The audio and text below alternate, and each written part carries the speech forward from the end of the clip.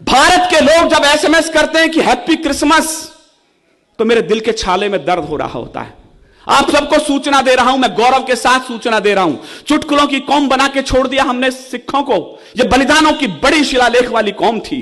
मैंने सुना नहीं है 121 बेटों को ऑथेंटिक फांसी हुई आजादी के संग्राम में। आपकी तालियां इस बलिदान को शायद बड़ा करें। 93 बेटे सिख मां की कोख में दिए थे। यह बलिदानों की बड़ी परंपरा थी।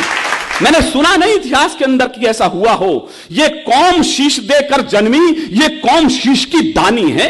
यह 7 दिन पंजाब में शोक का सप्ताह माना जाता है। धरती पे सोते हैं लोग।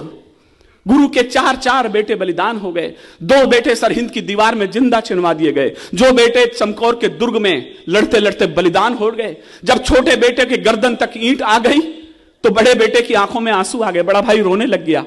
छोटे ने कहा, बड़े भैया बलिदान के वक्त आया तो आंखों में आंसू आ गए, कायर हो, रोते क्यों हो? जो बलिदान छोटे बेटे ने बोलते समय कहा, बड़े बेटे ने जवाब दिया, मेरे रोंगटे खड़े हैं। उसने कहा, छोटे इसलिए नहीं रोता कि बलिदान का वक्त आ गया, रोता इसलिए हूं कि इस दुनिया में आया पहले मैं था और जा तू रहा है। वाह वाह। बचपन में कभी भगवा ध्वज के सामने नमस्ते सदा वत्सले बोलते समय हमने ये श्लोक बोलते समय गीत पढ़ा था।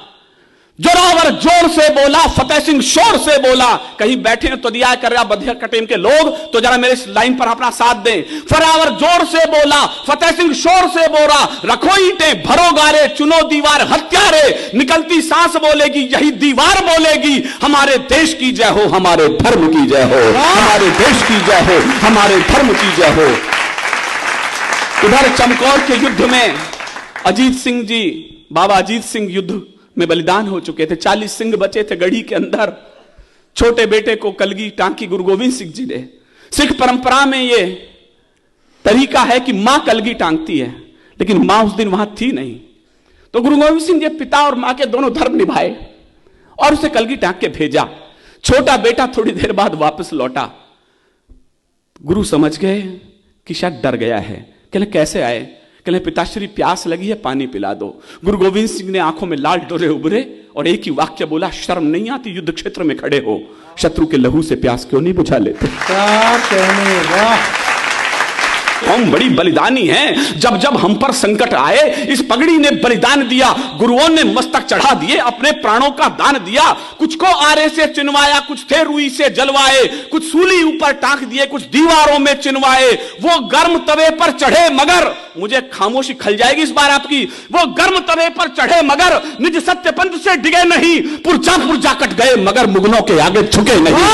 पुरजा पुरजा कट गए मगर मुगलों के आगे झुके नहीं। पुरजा पुरजा कट गए मगर मुगलों के आगे झुके नहीं।